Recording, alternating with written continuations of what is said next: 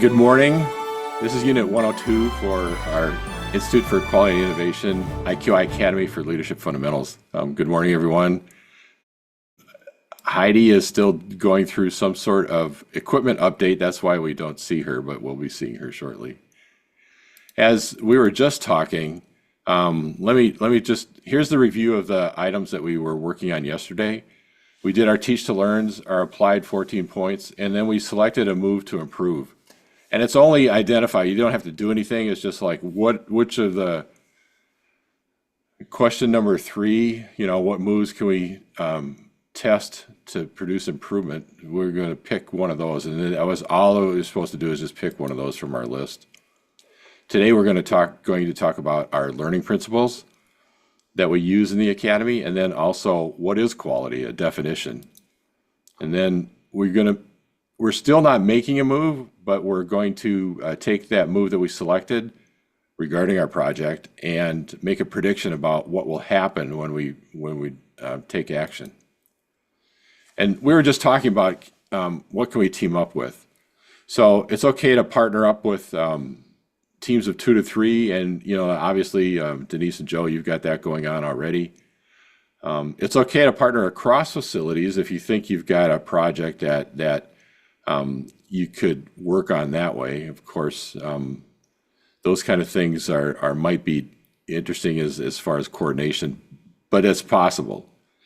The request that we have is that you do all the other assignments that are not project related as an individual assignment.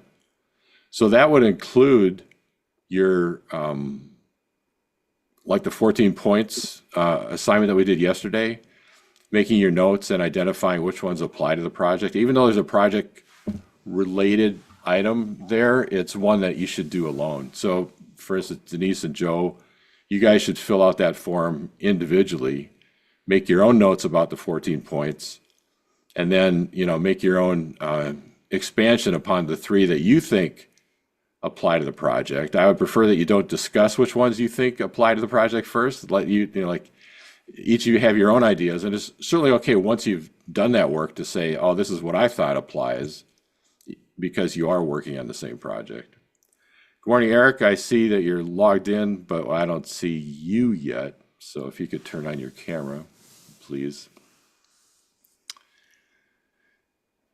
Any questions about teaming up? There we go. Okay, so again, that would include Teach to Learns. I know you mentioned you would be doing separate Teach to Learns already, not to worry. If you have any questions about, hey, can we team up on this or should we do it separately? Text me and I'll get back to you about it, if you have a quick question that you want to follow. There's Heidi, your computer's up and running now. That's good. Yes, I know it.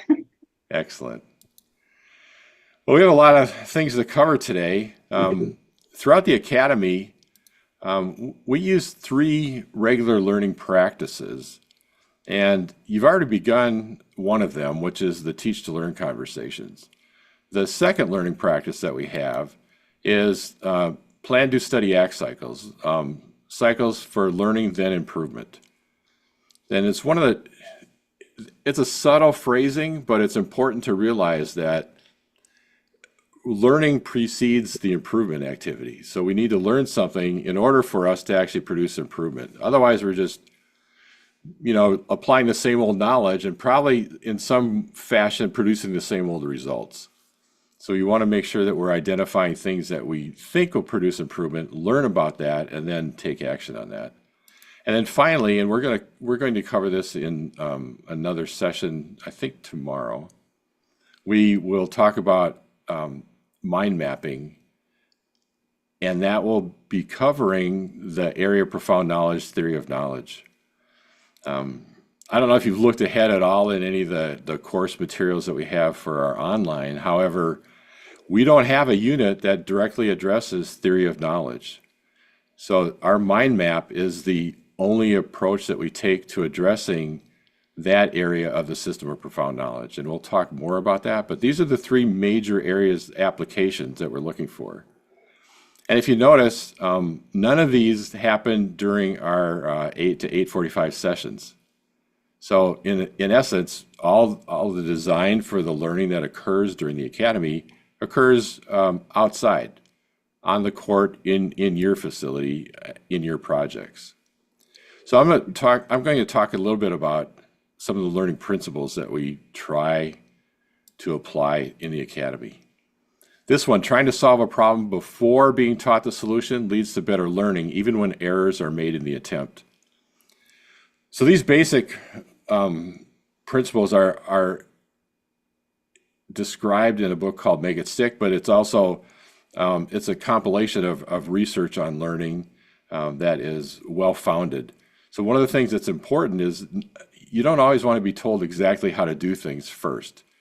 In fact, what happens is you find out that when you're trying to work on a problem, struggling with it, and you don't know exactly what should be going on, your brain is actually firing more neurons trying to figure out, okay, what are the patterns here that I should be seeing? What are the reactions that should be occurring in front of me? And then when there's a solution presented, that firing of neurons narrows, and now you've got a certain pathway that says, okay, that's the solution.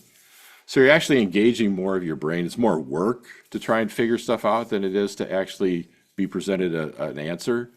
And that's a real different approach than just, here's the answer. I want you to hand me back, like I hand you a marble and here's the way to do this. And then you hand me back the marble and say, okay, I did it. There's not a lot of learning occurring. There's more learning occurring while you're trying to struggle with something. So there may be instances, and especially this first week is, I don't know what I'm doing here. I'm trying to figure stuff out. Like, how do I address this? Those are all things that are actually intentional. It's intentionally designed to be just a little bit beyond the easy thing to do. So our brain attempts to quickly connect the sensory motor inputs with known sequences of patterns. So we're trying to see, hey, how do I know this? But unknown patterns cause more of our brain to become engaged, to work harder to recognize what we're experiencing. So, when there's an unknown answer, it primes our neural connections for learning by activating many more of them. So we learn better when we're working at trying to figure something out. Another learning principle is all new learning requires a foundation of prior knowledge. So what do you think our foundation of prior knowledge is that we use immediately in the academy?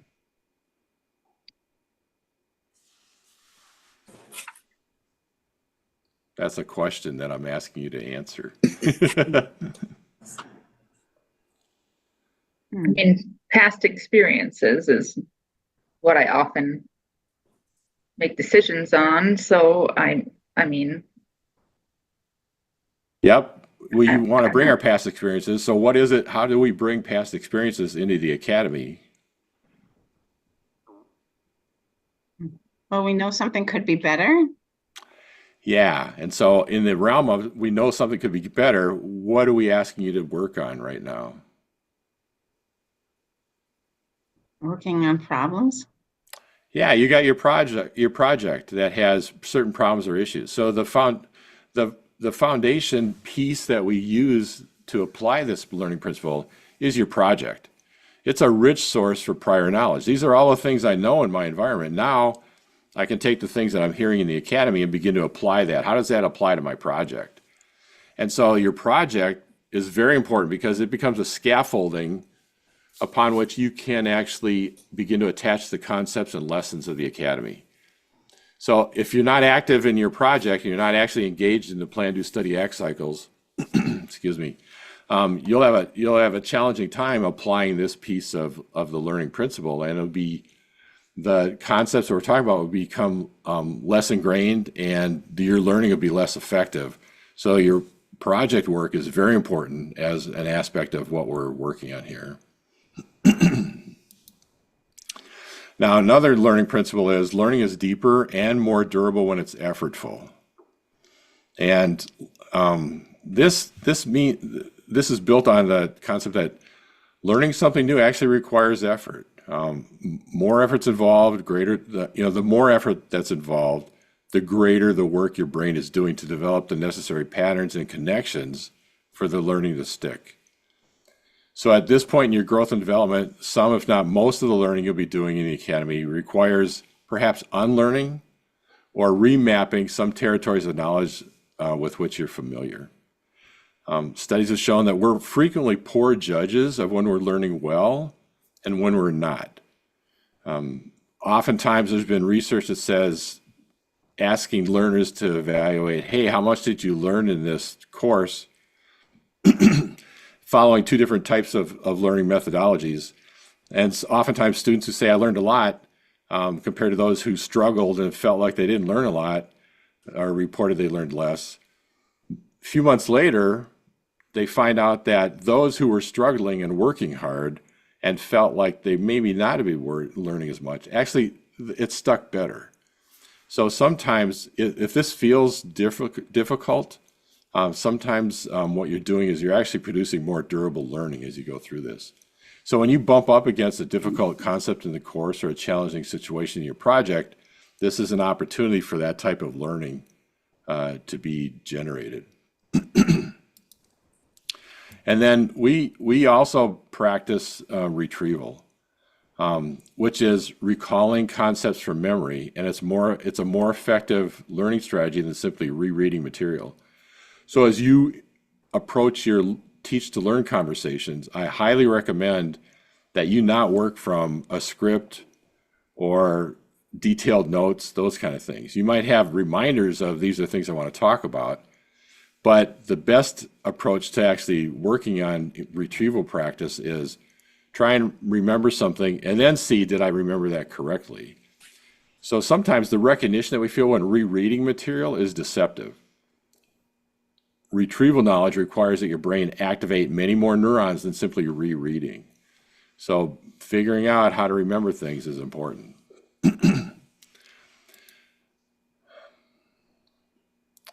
So elaboration is another practice that there's really no known limit to how much you can learn via elaboration.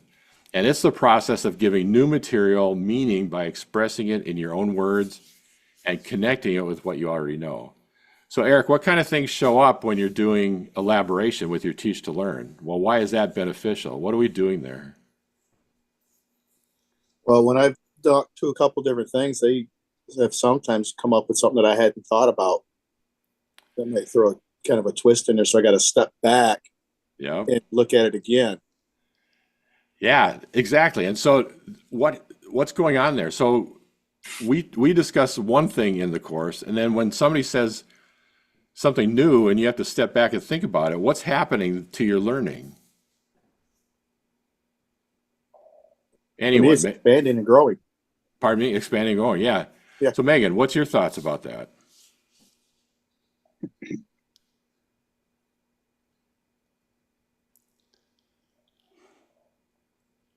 Thought it brings another perspective. You know, we're thinking of it from one way, and others are, you know, thinking of a totally different ways. And you know, everybody's minds work different and learn different. So I think when we elaborate or others elaborate, it gives more discussion on the topic. Exactly. Thanks, Ryan. Hey, we can't see your face yet, but thanks for contributing there. Megan, did you want to say something? I just think it's good when you elaborate. People bring different ideas that you didn't think of, or makes the picture bigger. And then you look at it at a different perspective. Yeah, so when, as you're all saying, is as you elaborate and then people say other things, that actually starts to expand the number of connections that you're making with the material.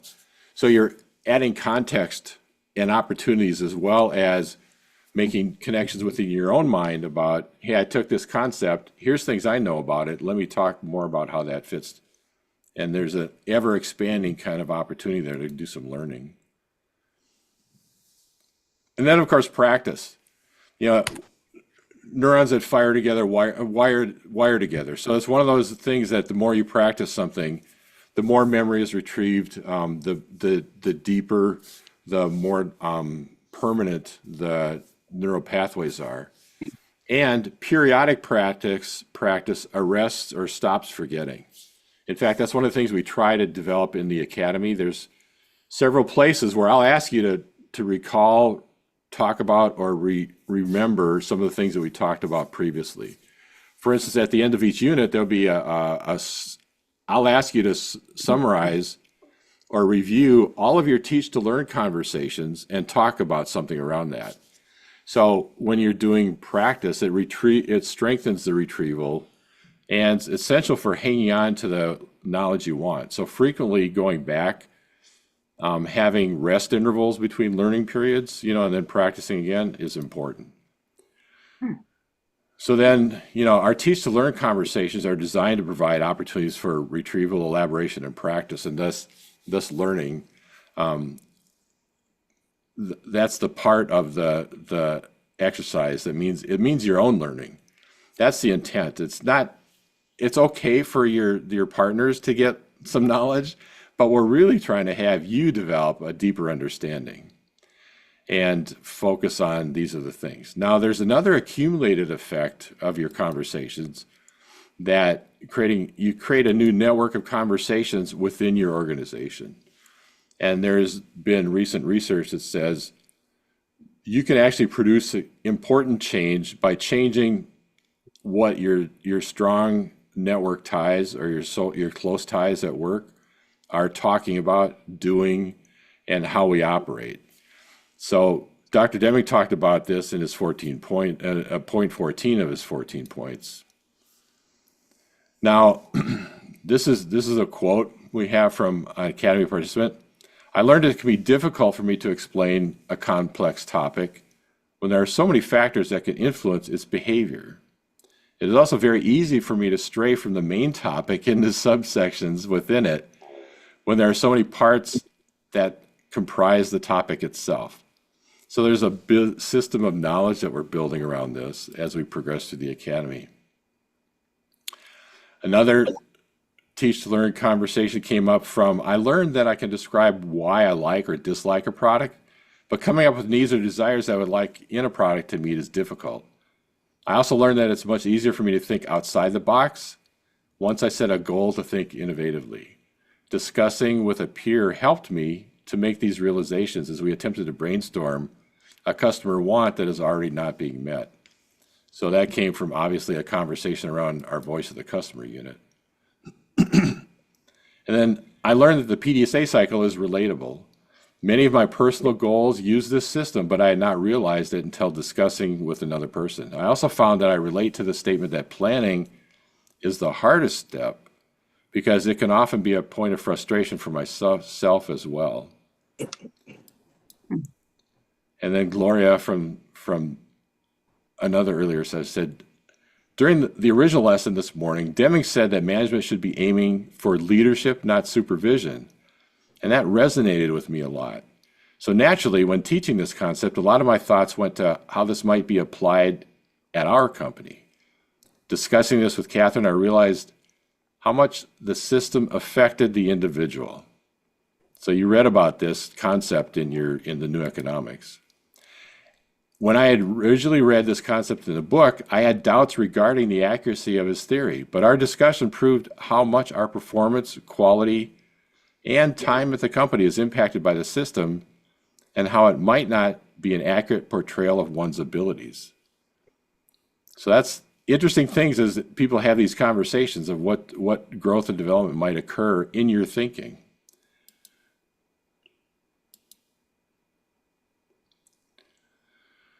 So there's several important learning principles and practices that are combined in our teach to learn conversations: retrieval, elaboration, practice, and of course, generating a network of conversations.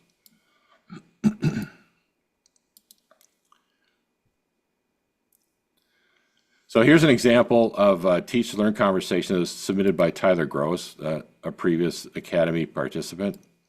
Tyler consistently had his teach to learn conversation to be one that was powerful and influential. So filling out the name, the person that he was working with, who they worked with. I know some of you are talking to multiple people. That's not a requirement. That's fine if you do. it almost sounds like you might be holding another mini lesson or teaching session. Certainly make sure that when you talk with other people that there is a dialogue back and forth, because that's one of the intentions of that.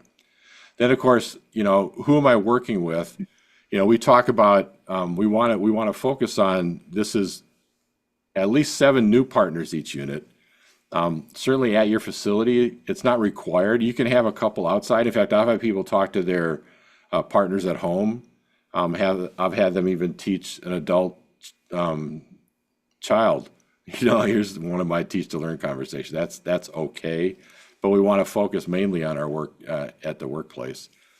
And then, of course, if we can, we'd like to focus on our immediate work group if possible, because we want to build that strong network of connections. And then, of course, what's the topic that we are sharing about? And the focus is on what am I getting out of this? What do I notice about myself? And Tyler said some very interesting things in his note about his teach to learn conversation. And he said he struggled, I'll expand this, with designing PDSA cycles, that were completable within a week. And you folks might also do that, because we're going to chunk this. But he said, I've always been the type of person that likes to plan out an entire strategy of action before taking action. And so it seemed incompatible with what he's being taught in the academy. And then what was interesting is he was speaking with someone who was a graduate of the academy. So she gave him some advice. And this is good advice for you all to take as you look at what you're doing. Make your moves elementary, eat the elephant one bite at a time. It's okay not to answer, or what she says, answer the entire project in a single service project, meaning don't try and fix it all at once. Take little pieces at one at a time. And don't get frustrated. The IQI system is transforming the way I think and approach problems, and transforming the way you think is challenging. So, Heidi, you mentioned a lot of people didn't agree with the 14 points, that you shared with them. That's one of those things that people get challenged with.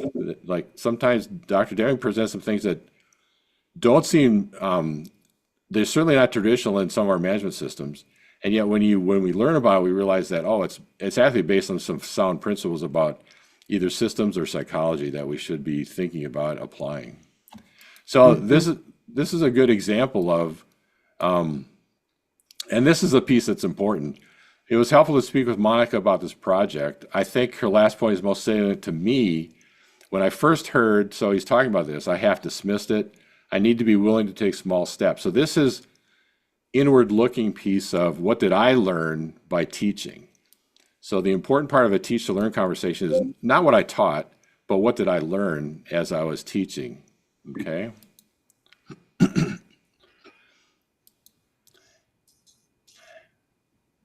And also, teach to learn helps organizations as well. We build a network of conversations as we do interactions with people, and we start to relate to each other slightly differently. We're talking about topics that maybe we don't normally talk about.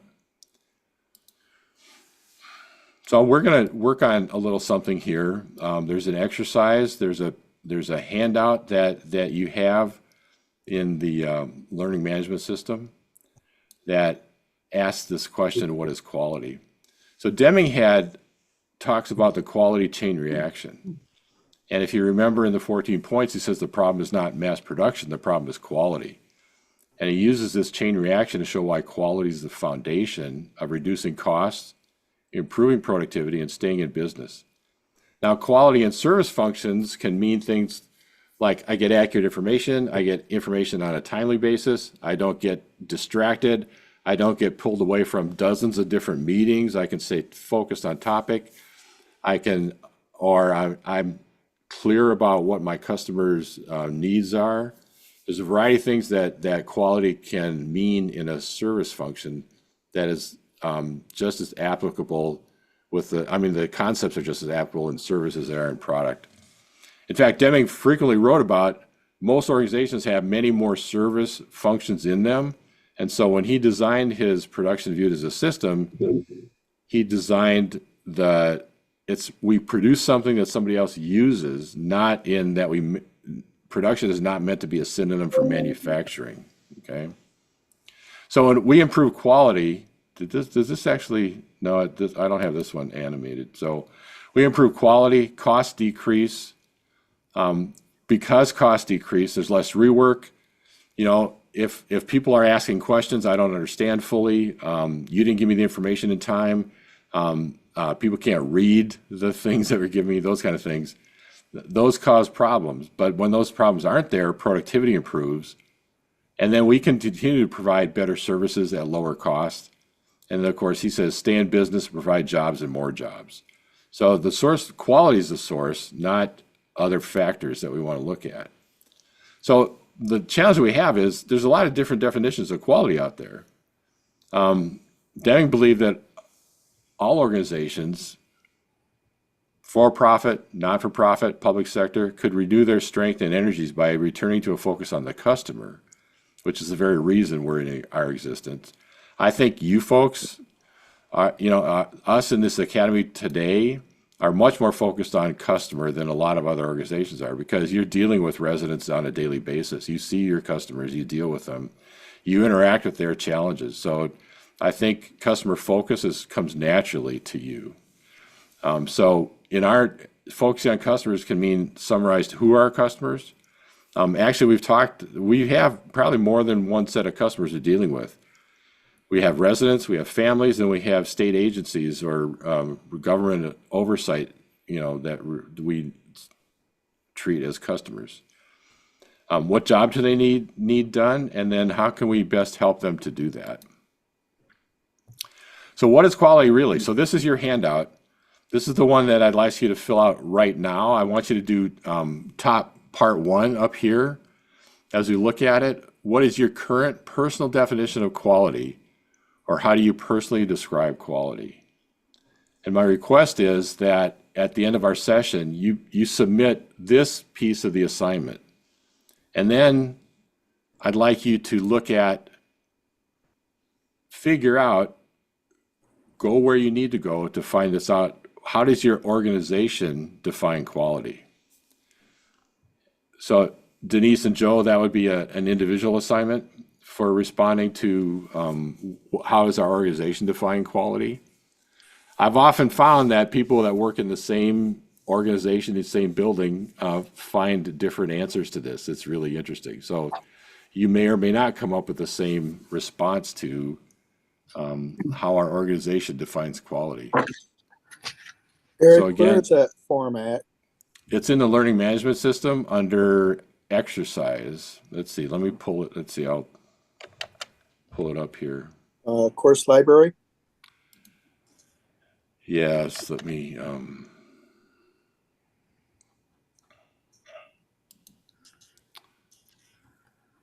well, let me get out of this. There we go.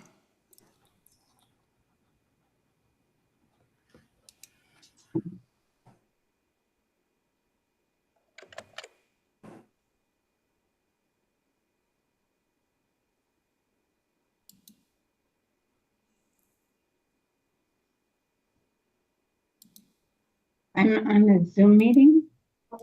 Yeah, I'm looking. Oh, I'm sorry.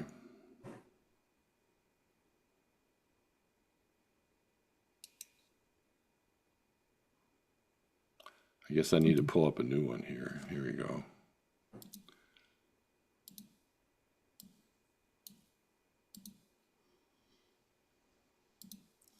So yes, when you go to the course library, if we go under Unit 2, can you see my screen now? I'm on the course library. Can you see it? Yeah. Yes. Okay. So we're so the in-class exercises, if we look there, what is quality really? So what is your current personal definition? So you go here and click on this, and you can, I've got the instructor view, so it says upload, but you'll be able to download this file, and then you could fill it out. You can submit part 1. It'll give you an opportunity to submit it, and then you can resubmit it when you have part 2 completed. So that's under the course library. What Did you click on to get to that? I don't see one listed as unit 2. Yeah, so if we click on, if you're in the Unit 1 course library, Okay. under content, and then Unit IQI 102. So if you open that one up, Okay. and then go down to number 4, and that's where it shows your exercises. In fact, I'll preview that as a participant. So go to the class exercises, and then you can click on this file, what is quality, and then you can save it somewhere on your drive. I'll save it on 101 participant files. It's usually useful to have the practice of putting your last name in as soon as you save it. So I'll put Bud here. Save it. And then you can always open it and then fill in your name. And then quality is, and this will be the first part of what you save. And then you can, this one isn't built correctly. So you can you'll save that, and then you can upload it back. It'll say submit. So click here for a file to submit.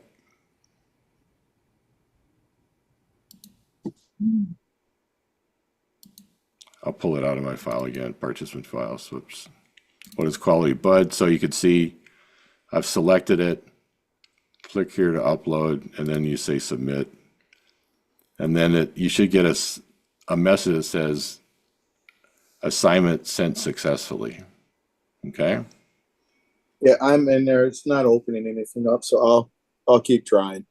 Okay. And if you connect with me later, if you're still having struggles, we'll work on it. Okay. Okay. Appreciate it. Sure. All right. I'll go back to our view here. So that's our assignment for this. So we have a lot of different combinations of, let me get rid of this thing.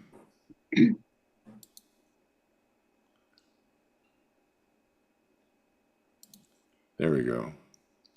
So we have quality definitions. Crosby says quality means conformance to requirements. This definition is actually the reason I'm doing the work I'm doing today. I worked at a place called Signetics, is an integrated circuit facility.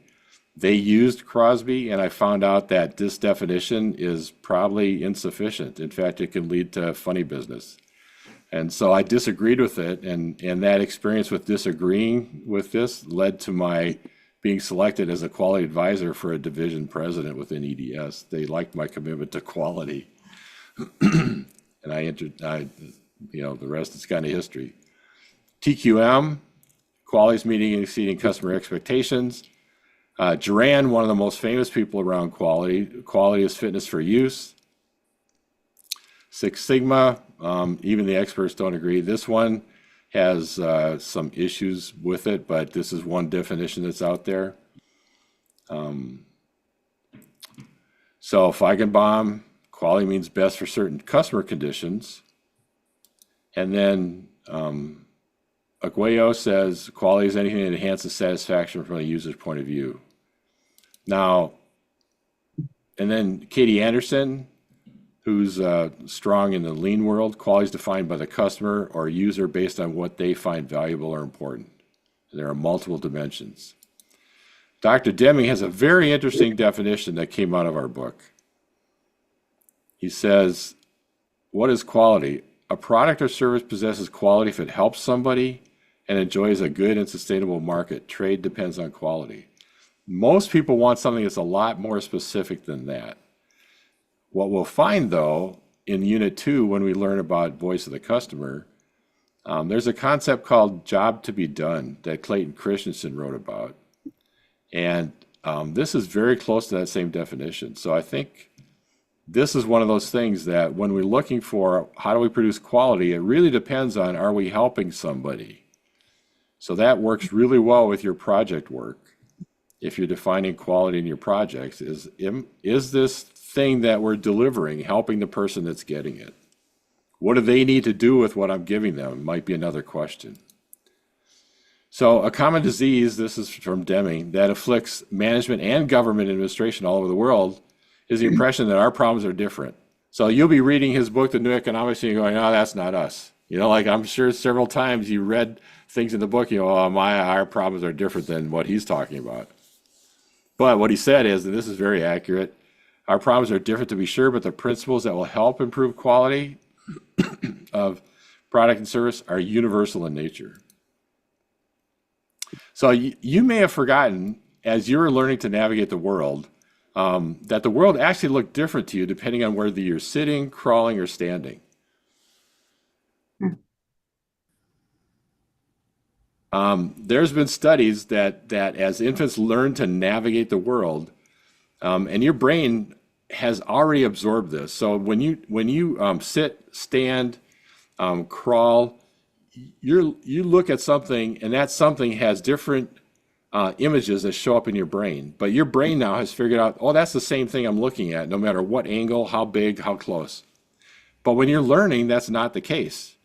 It looked different depending on whether you were sitting, standing, or crawling. So your brain hasn't learned that the world out there was the same world no matter what perspective from which it was viewed. And that's the same concept we're talking about when we say, from our perspective, our problems appear different, but the principles that will help are universal in nature. So it's like the water distiller who says they cannot learn from a beer brewer because they do not process water. So it's like, okay, well, there's a lot of things that a beer brewer does that, you know, a water distiller might be able to deal with because they're still dealing with liquid, right? Or it's not unlike an IT manager or government employee who believes that they cannot learn principles from producing effective retail or manufacturing operations. We don't want to shut ourselves off and say, like, our world is different. We should look for, oh, what are the similarities that we might be running into? And because we all work in organizational systems that depend upon the quality of the interactions to be effective, because we all have experiences and produce variation, because we all work with other people in one-on-one and group situations as leaders and followers, and because we must all continually use our environmental cues as feedback, the principles that help us are universal in nature. So it'll be helpful if you avoid the our problems are different trap. The principles we're working on are universal in their ability to make a positive difference. So even the 14 points, you should think about, well, what is it about that point that actually applies to our situation and how we manage, how we do work? So here's the things we're working on today. We've got our teach to learn conversation. We've got our what is quality. So part 1 you're turning in now, and then part 2 by 6 tonight.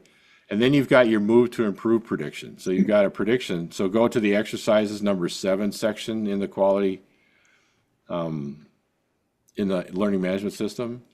And there's another file. So yesterday you identified a move to improve. Now you're picking out, now you're making a prediction of, when I make that move, here's what's going to happen.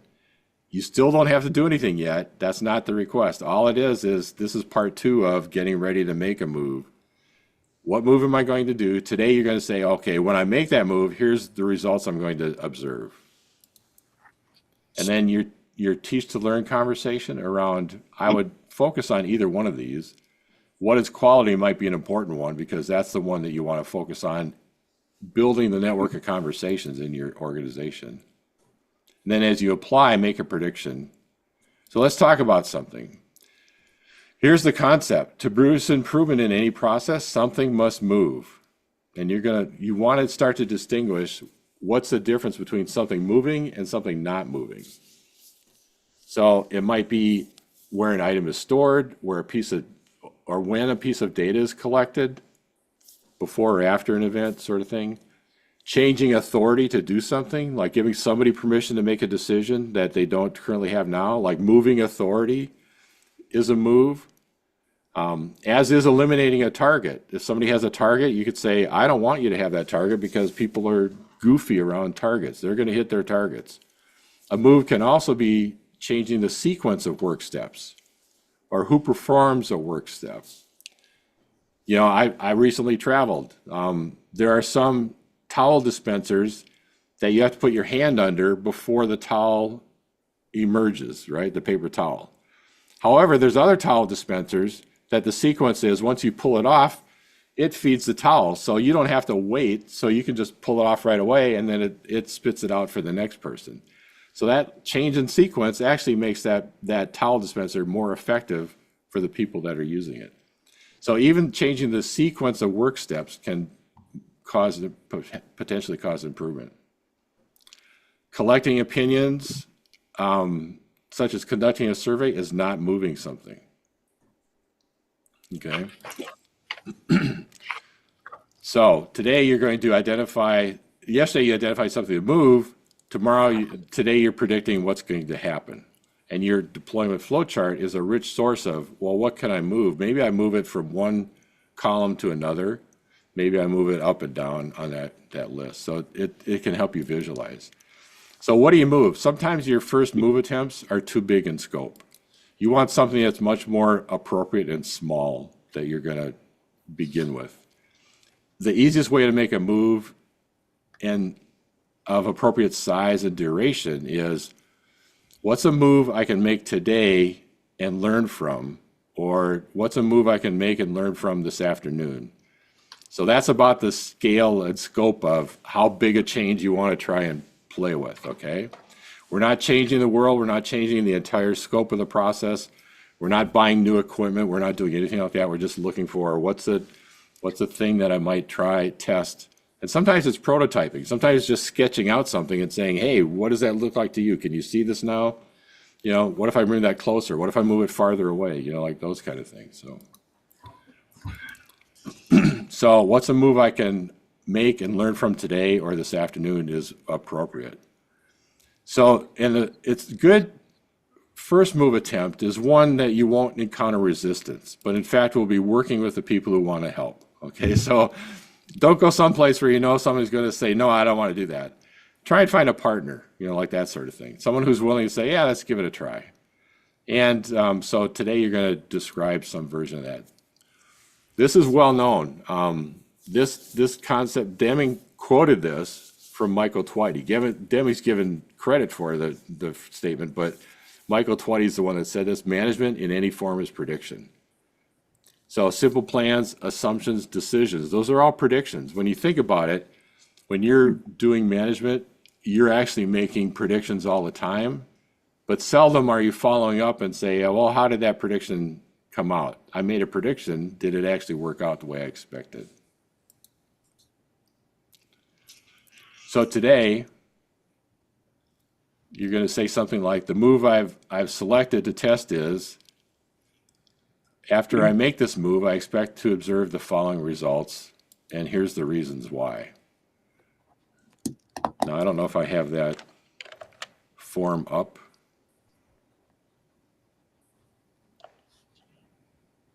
Yes, I do. Let's see.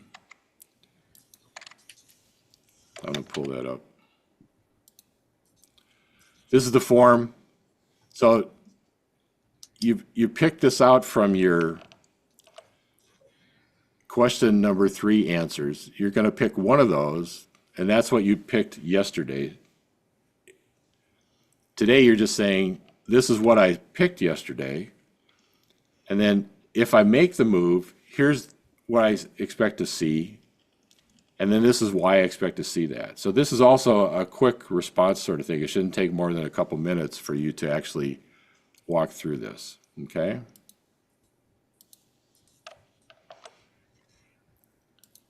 Let's get back to, here we go. Oops.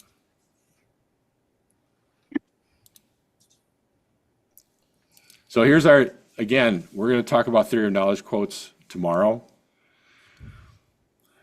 This is our theory of knowledge quote for today. Deming talked about knowledge and what it means and how we build knowledge. These are things that may be challenging, to think about, what do we mean by this? I want you to think about some of these things as you work on developing your mind map in the future. And then Carol Dweck, she's a well-known psychologist and professor.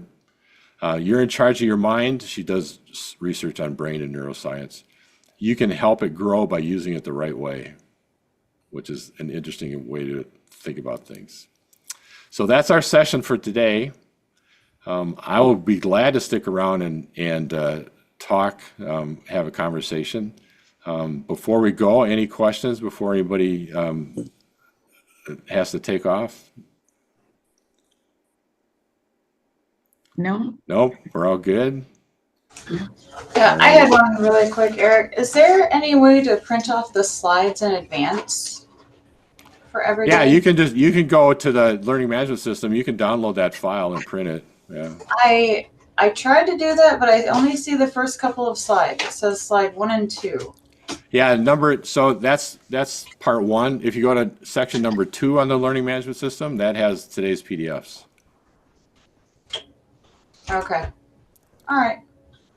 And if that doesn't work, I could take on a practice of just sending out the PDF to everybody. But try that, because I think that should, I mean, the slides are there. They're there. Yeah, you should be able to print them as well. Okay. All right. Cool. Thank you. You're welcome. Anything else? All right, Eric, let me know if you run into problems. Feel free to text me and I'll get back in touch. Okay, I will do that. Okay, thanks. All right. Megan, anything?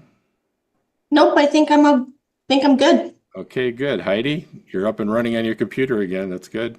Yep, I think I'm fine. I got it. All right, Danny, any more other than that?